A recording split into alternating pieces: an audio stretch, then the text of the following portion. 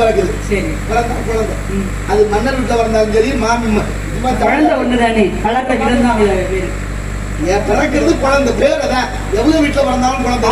அதே குழந்தை பெரிய ஆளாகி போய் சேர்றது குழந்தை. என்ன பண்றது? கட்டி வச்ச மாளிகை கொட்டி வச்ச அத்தனையும் விட்டு போயிடும். கடைசியா இந்த உடம்புக்கு பேரு பிணம் என்ற உத்தவார்த்தை. தாயவர்களா பார்த்து கவிராஜ அனிதான் வைக்கிற பேரு கடைசியா பிணமாகத்தான் வருது. ரொம்ப சந்தோஷம். ஏன்னா இறைவன் எந்த இடத்துல குடி இருக்கிறார் பாருங்க. ஒருத்தன் எந்த நேரம் பார்த்தாலும் நமோ நாராயணான்னு சொல்லிட்டே இருக்கேன். ஏன்னா இறைவன் எங்க இருக்கான்னு தூணிலும் இருப்பான் துருமலும் இருப்பான்னு அந்த ஒரு சின்ன பிள்ளை சொல்றதை எடுத்தேன். அவ்வளவு பெரிய வளர்ந்த மனிதன் உயர்ந்த மனிதனே ஒவ்வொரு துணியும் உடைக்க ஆரம்பிக்கிறேன். ஏன்னா நீ நான் பெத்த பிள்ளை அப்பனுடைய பெருமையை சொல்லாம நாராயணனுடைய பெருமையை சொல்லியே இது உனக்கு எவ்வளவு தைரியம் சொல்லி ஆமா நீங்க சாதாரணப்பட்டால இப்படி ஒண்ணு இன்னொன்னு குட்ட குட்ட குடியவனு விட்டாள்தேன் குடிய குடிய குற்றவனு விட்டாள்தேன். பெருமாளாக இருந்தவரை இங்க சிவனாக மாற்றிய ஒரு உண்டு இந்த உலகத்துல குட்டையான ஒரு முனிவர். அதனால இன்னைக்கு குற்றாலீஸ்வரன் அப்படின்ற ஒரு கோவில்ல உருவாவதற்கு ஒரு காரணம். குற்றாலத்துல பெருமாள் பள்ளி கொண்ட பெருமாள் இருந்தாரு. இவர் நெத்தியில சிவச்சின்ன தண்ணியை அணிஞ்சுக்கிட்டு உள்ள போறாரு. அங்க விட மாட்டேங்கிறார். பெருமாள் கோயிலுக்கு எதுக்கே விபூதியில பட்டையை போட்டுட்டு வர்ற நாமத்தை போட்டு விட மாட்டீங்களா அப்படின்னு உள்ள போய் மருதனம் போய் என்ன பண்ணாரு பட்டையை அடிச்சுட்டு நாமத்தை போட்டு உள்ள வந்தாரு. நீங்க தானே விட மாட்டீங்க. பெருமாளே மாத்திரம் போய் பெருமாள் கை மேல வச்சு குருக குருக குருகனாரு. அவர் குருகி லிங்கமா மாறியதாக வரலாறு சொல்லு. இன்னொன்னு இருக்கு குருகு குருகுன்றது ஒண்ணு.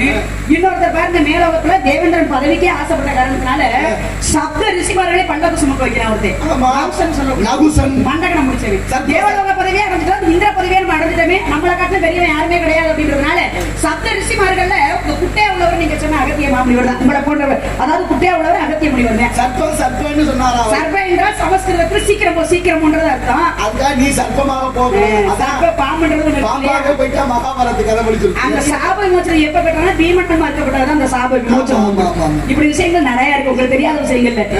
ஏன்னா ஏன் என்ற கேள்வி கேட்காம வாழ்க்கையே கிடையாது.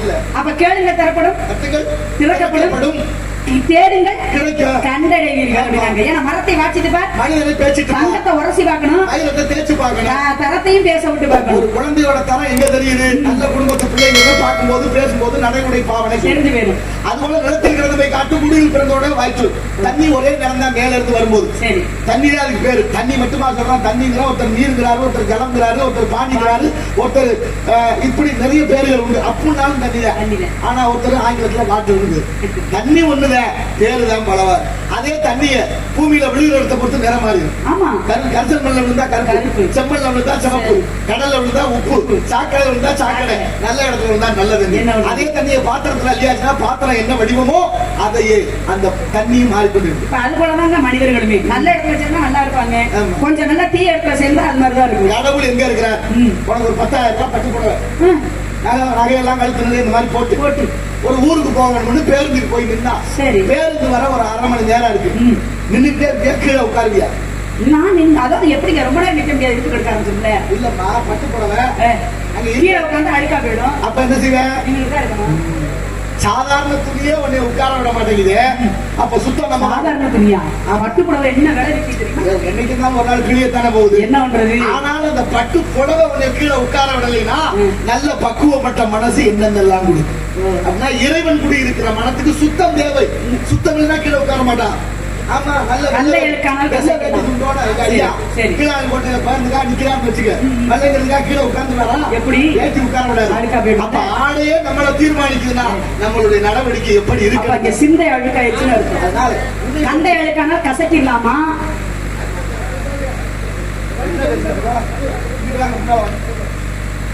வாங்க பட்டு வெளிகள் கழுது மொழி மாதே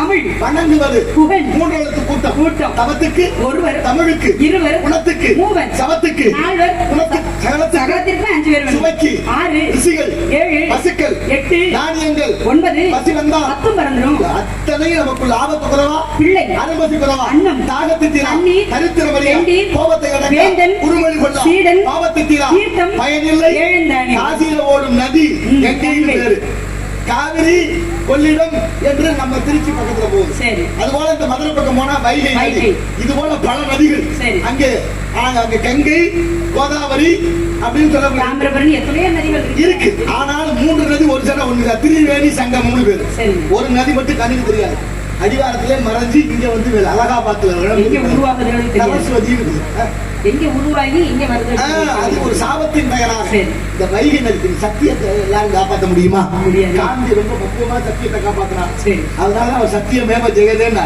சத்திய சோதனை அவர் எழுதிய நூலுக்கு பெயர் வைத்தார் காரணம் 37 வயசுக்கு மேல தூய பிரம்மச்சாரி மகாத்மா காந்தி 37 வயசுக்கு மேல தூய பிரம்மச்சாரி இந்த நாட்டுக்காக பாடுபட்ட மகான் மனைவியை மனதாலும் தீண்டாத மகான் மனைவிக்கு கொடுத்த நகைகள் எல்லாம் ஏழை எளியவர்களுக்கு இட்ட மகான் அப்படி இந்த நாட்டுல சத்தியம் அவ்வளவு உயர்ந்ததாக இருந்தது கொடுத்ததே பத்தாது இன்னும் போய் மொபைல் வீட்டுல வாங்கிட்டு வந்து சொல்றாங்க இதுல வேற நீங்க மனைவிக்கு கொடுத்ததை ஊர் மக்களுக்கு கொடுத்தாருன்னு சொல்றீங்களே இப்ப ஒரு சின்ன விஷயம் மனசு கந்தை அழுக்கானாலும் கூட கசக்கிடலாமா சிந்தை அழுக்கானா அதுக்கு நம்ம என்ன செய்யலாம்னு படிக்கணும் ஏன்னா ஒரு கிழிந்த ஆடையை தைப்பதற்கு தேவைப்படுறது ஊசி நூல் மனம் கிழிந்தால் அதை தைக்கிறதுக்கு எந்த நூல் அதுவும் நூல் இதுவும் நூல் காதுள்ள ஊசியில நூல் நுழைந்தால் கிழிஞ்ச துணியை தைக்க உதவும் நல்ல ஞான நூல்களை இந்த வழியா விட்டோம்னா இதய கிழிதலை தைக்கும் ஒரு புத்தகம் 100 நண்பனுக்கு சமம் அதனாலதான் இன்னொருத்தர் சொன்னாரு காதற்ற ஊசியும் வாராது கான் கடை வழிக்கு அது பட்டினத்தார் பாரத்து பொய்யனவை என்று பட்டினத்து பிள்ளையை போல் யாரும் துறக்காருன்னாரு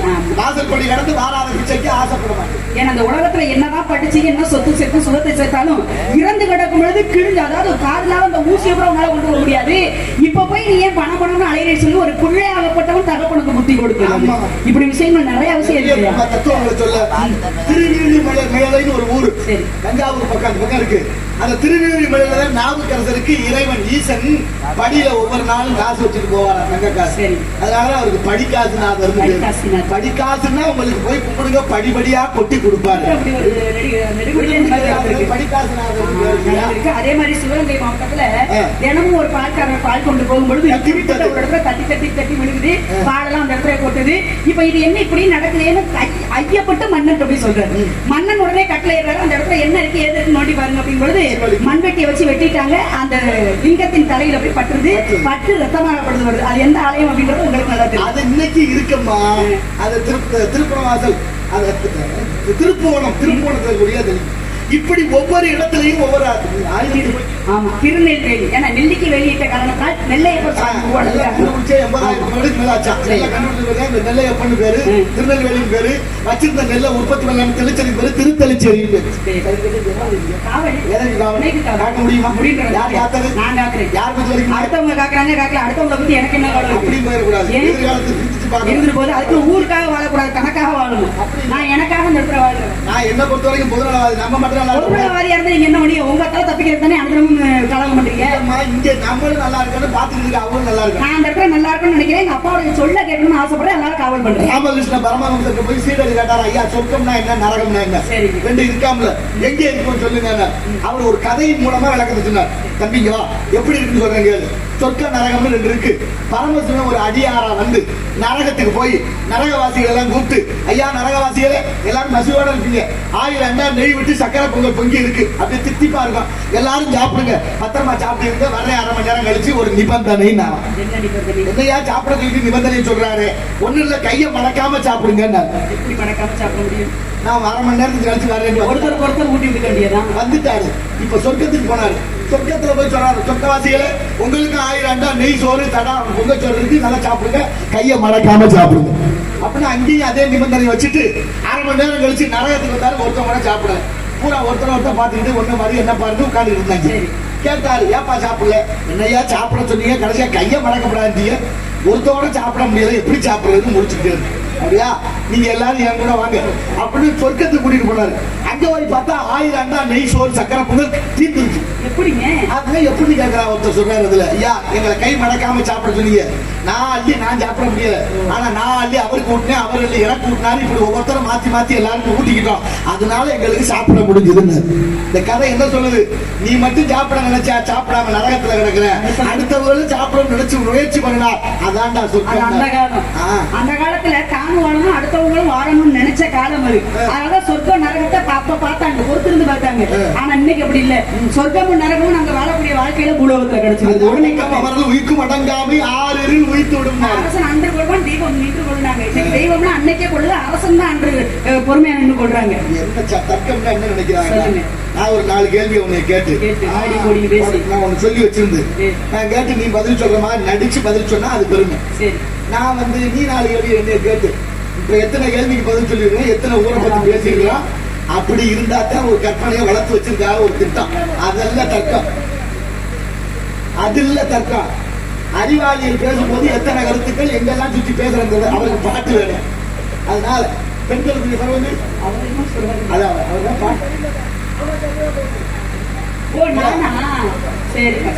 அதுக்கு எவ்வளவு விஷயத்த சொல்லி பேசுறீங்க? எனக்கு ஆமாஞ்சாமி தான் போட தெரியும், அடுத்த வருஷம் போடாதீங்க, நல்லா இருக்கீங்க. ஆமாஞ்சாமி தான் போட தெரியும், நல்லா இருக்கீங்க, போட்டுறாதீங்க. சரி விடுங்க.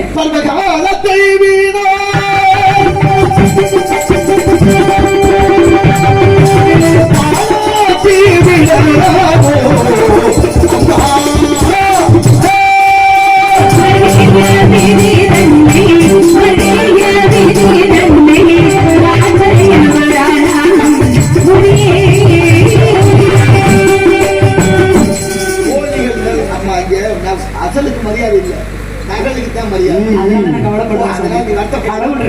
அவரு சொல்லவே கூடாது. ஒரு கலைஞர் யாரா இருந்தாலும் அந்த பண்பாடு நமக்கு வேணும். அவங்க எவ்வளவு கதை பேசிருக்கு, எத்தனை விஷயங்களை சொல்லி நீங்க சொல்லும் போது அது தவறு அப்படின்னு எதிர்த்து பேசி அதை பொய்யான ஒரு தகவலை நீங்க சொல்றாங்க, எனக்கு அது தெரியாது, மன்னிச்சுக்கணும், நீங்க பெரியவங்க இருந்தாலும் பரவாயில்ல போடாதீங்கன்னு அவ்வளவுதான் சொல்லி விட்டுருங்க. ஏன்னா எத்தனையோ விஷயங்கள் நம்ம நாட்டில் சொல்லுங்க சாமி, என்ன விஷயம் வந்திருக்கீங்க? மறுபடியும் ஆமாஞ்சாமி எதுக்கு வந்திருக்கீங்க சாமி? விதியை வெல்வதற்கு மதி என்ற அறிவு இருக்கு. என்னதான் மதியை கொண்டு வென்றாலுமே விதியை வெல்ல மனிதனால முடியாது. விதி இப்ப இதெல்லாம் வாங்கணும் என்ன ஒன்று. ஆனாலும் விதியை வென்றவர்கள் இந்த உலகத்துல உண்டுதானே இருக்காங்க.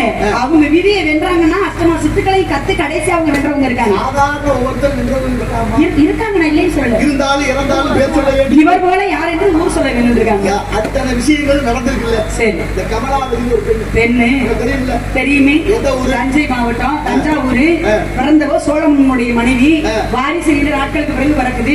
அந்த குழந்தை பிறந்துச்சு, இந்த நேரத்துல பிறந்துச்சுன்னா சோழ நாட்டுக்கு அழிவுன்றது எப்படி இருந்து எப்படி பெற்ற அதை சொல்லு. இது ஒரு பெரிய விஷயமா? ஒரு பெண்ணு 10 மாதம் கர்ப்பம் சுமக்கணும். பெண்ணு மட்டும்தான் 10 மாதம் சுமக்கலாங்க. அப்பா 2 மாதம் சுமக்கணும், 12 மாதம். ஆமா, அப்ப அந்த பெண்ணு சுமக்கிறா. சுமந்து பாருங்க, அன்னைக்கெல்லாம் ஒரு குழந்தை பிறக்கும் போது ஜாதகத்தை கணிப்பாங்க. அப்ப ஜாதகத்தை கணிக்கும் பொழுது இந்த குழந்தை பிறப்பு இந்த நேரத்துல பிறந்துச்சு அப்படின்னா இந்த சோழ மண்டலமே அடைஞ்சிடும். என்னங்க குழந்தை பிறந்து 1 வருஷம் வரைக்கும் ஜாதகம் பார்க்க கூடாதுன்னு சொல்லுவாங்க. இப்பதான் அது. ஆனா அங்கெல்லாம் கணிச்சு பார்ப்பாங்க, அதை எழுதிட மாட்டாங்க. சரி, ஏன்னா இந்த குழந்தை பிறந்த குழந்தை 1 வருஷம் வரைக்கும் தெய்வத்தோட பேசும் தன்மை உண்டு. தூங்கும் போது குழந்தை முகத்தை பார்த்துருக்கியா? ஒரு நேரம் சிரிக்க, ஒரு நேரம் அழுக, இப்படி குணங்கள்லாம் வரும். ஏன்னா அது கடவுளை நேரடியாக காணும் பாக்கியம் அந்த குழந்தைகளுக்கு உண்டு. 1 வருஷத்துக்கு அப்புறம் தான் அதை எழுதணும். அதனால இப்ப சொல்லுங்க. சரிங்க. அப்ப அந்த குழந்தை பிறந்தால் நம்ம நாடு அழிவு சொல்றாங்களே, இது ஏன் நமக்கு தேவையில்லை? யாரு கேட்கறா அப்படின்னு இந்த அம்மா காதுக்கு அந்த செய்தி தமிழ் வருது. இந்த செய்தி போன காரணத்தால அவங்க என்ன செய்யறாங்க, மருத்துவச்சிகளை கூப்பிட்டு என்னுடைய கைகள் கால்கள் 2ஐயும் கட்டி என்னை புத்திரத்தை தலையில தொங்க விடுங்க. தொங்க விட யாராவது ஒரு பிரசவ வேதனையோடு இருக்கக்கூடிய பெண்ணை தலையில தொங்க விடுவாங்க? துணிச்சல் தாமா. ஆனா இந்த அம்மா கட்டளை இந்த நாட்டை ஆளக்கூடிய மன்னனுடைய மனைவி மகாராணி, நான் கட்டளை இடுறேன், என்னை கட்டி தொங்க விடுங்க. தலைகீழாக கையும் காலையும் கட்டி தலைகீழாக தொங்க விடப்பட்டது. சில நேரம் கழிச்சு இறக்கி விடுறாங்க. அழகிய ஆண் குழந்தை ஒன்று பிறகுது. பிறந்த குழந்தை யாருன்னு தெரியுமா? அவன் தான் செங்கச்சோழன் என்று சொல்லக்கூடிய கோச்சங்க சோழன் பிறந்தனுடைய கதை. இன்னொன்னு நீங்க இவ்வளவு பேசுறீங்களா ஆலய வரலாறுகளை பத்தி. ஆமா, தாய்ப்பாலை கொண்டு விளக்கேற்றினவளே நம்ம தமிழ்நாட்டில் வாழ்ந்துருக்காங்க. அதே பெருவுடையார் கோயில். சரி, மன்னன் ராசராஜ சோழன் அந்த பெருவுடையார் கோயிலை கட்டி கும்பாபிஷேகம் முடிஞ்சிருச்சு. உடம்புக்கு முடிஞ்சதுக்கு அப்புறம் யோசிக்கிறார், கோயில் அப்படியே ஜெகஜோதியாவும் விளக்குல எல்லாம் அலங்கார விளக்கு. இந்த விளக்கு இல்ல, என்ன ஊத்தி விளக்கு இருக்கு, அந்த விளக்கு எல்லாம் அலங்காரமா இருக்கு. அந்த காலத்துல ஏது அப்படின்னு பாக்குற போது நினைக்கிறேன், பெரிய பெரிய செல்வந்தர்கள் பணக்காரர்களுடைய நண்பனையில தான் இந்த விளக்கெல்லாம் எரியுது. ஆனாலும் இந்த நாட்டுல ஏழை கடைக்கோட்டில் இருக்கக்கூடிய ஏழைக்கு ஒரு பங்கு இருக்கு அந்த கோயில் அப்படின்னு ஒரு ஆலயத்துல ஒரு கூட்டத்தை போட்டு முடிவு பண்ணி அரண்மனையில மக்களுக்கு தான் இலவசமா கொடுப்பான். என்ன கொடுக்கலாம்? ஆடுகளும் மாடுகள் ஏழைகளுக்கு கொடுப்பான். சும்மா கொடுத்துருக்காங்களே, சும்மா கொடுத்துருக்காங்க. யாருக்கு? யாருக்கு? மாட்டுக்கிட்டேன், ஆடு மாட்டுக்கிட்டேன். அப்படி மாடுகளுக்கு காது ஊத்தி கொடுக்குறாரு. அவர் கொடுத்தார். ஆடுகளும் மாடுகளும் கொடுத்து சொன்னார், ஒவ்வொருத்தரும் ஆடு மாடுகளை பெற்றுக் கொள்ளுங்கள். கோயில்ல ஒரு ஆளுக்கு ஒரு விளக்கு ஒதுக்கியாச்சு. யாராருக்கு என்ன விளக்கு எந்தெந்த இடத்துல எழுதியாச்சு. இப்ப விளக்கு எரிஞ்சுக்கிட்டு இருக்கு. ஒரு நாள் மன்னர் கோயிலுக்குள்ள போறாரு. கோயிலுக்குள்ள விளக்கு ஒண்ணு அணைஞ்சிருக்கு. அணைஞ்ச விளக்கு 7 நாளா எரியல. யாருக்கு ஒதுக்கப்பட்ட விளக்குன்னு பார்த்தா 71 மாராயனுக்கு ஒதுக்கப்பட்ட விளக்கு. அப்படியா? ஏன் எரியல? கண்டுபிடிக்கல. மன்னர் தேர்ல காவலாளியோட அங்க போயாச்சு. காவிரிக்கரை ஓரத்துல இந்த மாராயன் வீடு, அது ஓலை குடிசை. தேர்ல இருந்துகிட்டு மொட்டர்கள் அந்த காவலாளியை விட்டு கூப்பிடுப்பா உள்ள யாருக்கா மாராயா வெளியில வந்தா வரல. உள்ள இருந்து ஒரு பெண்ணு அழுகிற சத்தம் கேட்குது. யாரோ ஒரு பொம்பளை பிள்ளை அழுகிறாங்க. யார மணி வெளியில வந்தா அந்த பொண்ணு ரொம்ப உடம்பு மலிந்து போய் ஒரு குழந்தைய தோல்ல ஒடுக்கி வெளியில வர்றா. அந்த குழந்தையும் ரொம்ப ஏறுவாட, அந்த தோல் எழுப்புமா. வெளியில வந்த குழந்தை சொல்றா அந்த பொண்ணு, ஐயா மண்ணா மன்னிச்சிருங்க, 4 மாதத்துக்கு முன்ன பெய்த மழையில காவிரி வெள்ளம் பெருக்கெடுத்து ஓடியது. அதுல அந்த வெள்ளத்துல ஆடுகளும் மாடுகளும் அடிச்சுட்டு போயிடுச்சு. அடிச்சுட்டு போன ஆடு மாடை காப்பாற்ற போன என் கணவனு இறந்து போனார். இந்த குழந்தை பிறந்து 3 மாசம் ஆச்சு. இந்த குழந்தைக்கு கொடுக்க வேண்டிய தாய்ப்பாலை அந்த தாய்ப்பாலை விலைக்கு வித்துட்டு அந்த காசுல எண்ணெய் வாங்கி நெய் வாங்கி விளக்கு போட்டேன். இவ்வளவு நாளா இப்ப தாய்ப்பால் வத்தி போச்சு, விளக்கு போட முடியலேன்னு மண்ணை துடிச்சு போன ஒரு பெண்ணோட தியாகத்தை எப்படி சொல்ல. ஒரு குழந்தை கொடுக்குற தாய்ப்பாலை வித்துட்டு அந்த காலத்துல விளக்கு கொடுத்துருக்காலே பெரிய தியாகம் சொன்னார் மன்னர். பெண்ணே, உன்னால் தான் இந்த உலகம் வியப்படைய போகிறது. என்னாலும் உன்னால் இந்த உலகத்துக்கு பேர் இருக்கும். நான் இருக்கிற வரைக்கும் உன் பேரு இருக்கணும், என் பேர் இருக்க வரைக்கும். அதனால கவலைப்படாது. என் வீட்டு பணிப்பெண்ணாக நீயும் என் அரண்மனையில் உன் குழந்தை வளர்க்குறேன்னு சொல்லிட்டு இன்னைக்கு இந்த கல்வெட்டுல அந்த பேர் இருக்கான். தஞ்சாவூர் பெருவுடையார் கோயில்ல தாய்ப்பால்ல விளக்கரித்த பெருமை 71 மாராயன் மனைவி வரகுணாளுக்கே என்று. யாராவது என் தாய்மார்கள் பொம்பளை பிள்ளை பிறந்தா வரகுணாள்னு பேர் வைங்க. ஈகை, தயை, சாந்தம், பக்தி, உணர்வு அப்படி அத்தனை நிரம்பிய குழந்தையாக பிறப்பார். தாய்ப்பாலை கொண்டு விளக்கேத்தனா தாய்ப்பால் கொடுத்தாலே அழகு போயிருக்கிற பெண்கள் இருக்கக்கூடிய காலம். அவதெல்லாம் பேர் வைக்க வேண்டாம். பெண்கள் நாட்டின் கண்கள் இருக்காங்க. இருந்ததா தான் சொல்லப்படுது, இருந்தா பண்ணதா சொல்லப்படுது. ஆமா, அப்படி அவரா வந்து எல்லாரும் பெருவுடையார் கோவில் இப்படி. ஏன்னா பெண்கள்னாலே நாட்டின் கண்கள் இருக்காங்க. ஒரு பெண்ணாக கூட தன்னுடைய கணவனோடு ஒரு திருவிழாவுக்காக போனாங்க. திருவிழாவுக்கு போகும்போது இடையில வந்த காவேரி ஆறு தண்ணி போயிட்டே இருக்கு. அப்ப கணவன் சொன்னாரா, ஏமா அந்த கரை வழியா அப்படியே போனோம், நம்ம போனோம்னா அந்த திருவிழாவுக்கு போறதுக்கு தாமதமாகும். இந்த மாதிரி இடையில காவேரி ஆறு ஓடுது. இந்த காவேரி ஆற்றை கடந்துட்டோம் அப்படின்னா அந்த ஊருக்கு சுலபமா போய் சேர்ந்துடலாம்னு மனைவிட்ட சொல்ல. மனைவி சொன்னா, எங்க ஆத்துல தண்ணி போகுது, இந்த ஆத்தை எப்படி கடக்குறது அப்படின்னு கேட்கிறான். அப்பதான் கணவன் சொல்றாரு, தண்ணி குறைச்சா அதுலயே போகுது, நீ என்னுடைய கையை இருக்க பிடிச்சுக்க, நான் உன்னை எக்காரணத்து கொண்டு கைவிட மாட்டேன், நீ என்னை வந்து பின்தொடர்ந்து வான்னு சொல்றாரு கணவன். கணவன் முன் செல்ல மனைவி பின்னாடி போயிட்டே இருக்கும் பொழுது திடீர்னு ஆத்துல வெள்ளப்பெருக்கு எடுத்துருது.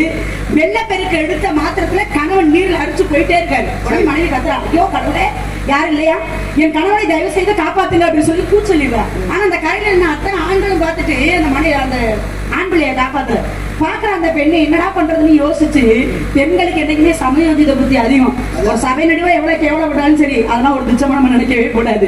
இது எல்லா இடத்துலயும் நடக்கிறது. அது பெண் புத்தி, முன் புத்தி, ஆண் புத்தி, அவசர புத்தின்றத நிரூபிச்சிட்டாங்க இல்லையா? அது போல பாருங்க, இவ என்ன செய்யறா, அந்த தன்னுடைய முன் புத்தி அப்படின்றத உபயோகம் பண்ணி கணவர் நீர்ல அரைச்சு போறாரு. என் கணவரை யாராவது காப்பாத்துனீங்க அப்படின்னா, இதுவரைக்கும் என் கணவனுக்கே காட்டாத ஒரு கோலத்தை உங்களுக்கு நான் காட்டுறேன். காட்டாத ஒரு கோலத்தை உங்களுக்கு நான் காட்டுறேன் பாருங்க. சொன்ன மாத்திரத்துல அத்தனை ஆண்கள் நீரில் குதிச்சாங்க, கணவனை காப்பாத்துறாங்க, கரையேற்றினாங்க. காட்டுறேன்னு சொல்ல அந்த ஒரு வார்த்தைக்காக. அதனாலதான் அவ எதுக்கு சொல்றான்றது இவங்க கவனிக்கல. ஆனா இவங்க எல்லாம் நினைச்சது வேற, அவ செஞ்சு காமிச்சது வேற. கரைக்கு வந்து என்ன சொன்னாங்க, நீ என்னவா சொன்ன, அதை செஞ்சு காட்டு அப்படின்றாங்க.